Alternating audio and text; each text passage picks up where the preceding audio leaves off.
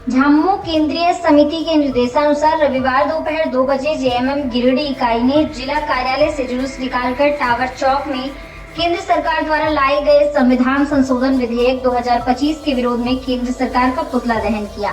कार्यक्रम की अध्यक्षता महालाल सोरेन ने किया तथा संचालन अजीत कुमार पप्पू ने किया।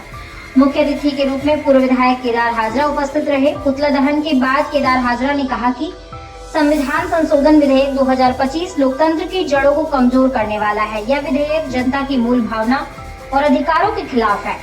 झारखंड मुक्ति मोर्चा हमेशा संविधान, लोकतंत्र और सामाजिक न्याय की रक्षा के लिए संघर्ष करता आया है और आगे भी करता रहेगा।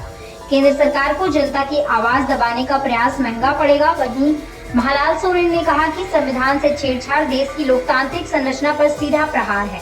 झामुमो कभी भी संविधान विरोधी कानून को बर्दाश्त नहीं करेगा। झारखंड की धरती से इस काला कानून के खिलाफ आंदोलन की आग पूरे देश में फैले। इधर अजीत कुमार पप्पू ने कहा कि यह विधेयक जनता की आवाज को दबाने और अधिकारों को छीनने वाला है। झामुमो सड़क से सदन तक इस बिल का विरोध करेगा। गिरिडीह की जनता इसका कड़ा जवाब देगी और लोकतंत्र की रक्षा के लिए हर कदम पर साथ खड़ी रहेगी।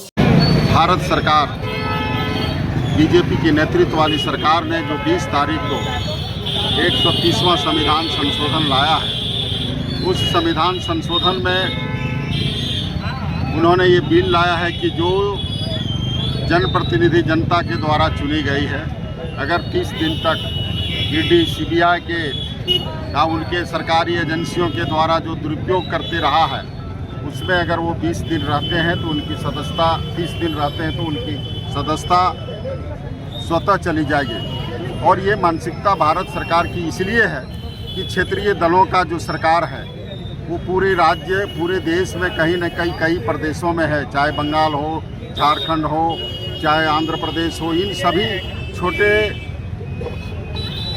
छोटे दल हैं उसको धमकी भरा ये संविधान संशोधन लाया है। लेकिन जो संगठन हमारा है झारखंड मुक्ति मोर्चा, पूरे देश में इस संविधान संशोधन के विरोध में माननीय हेमंत जी के नेतृत्व में, हमारे केंद्रीय नेतृत्व में और पूरे देश में एक मुहिम चला करके इस 130वां संविधान संशोधन का विरोध करेंगे।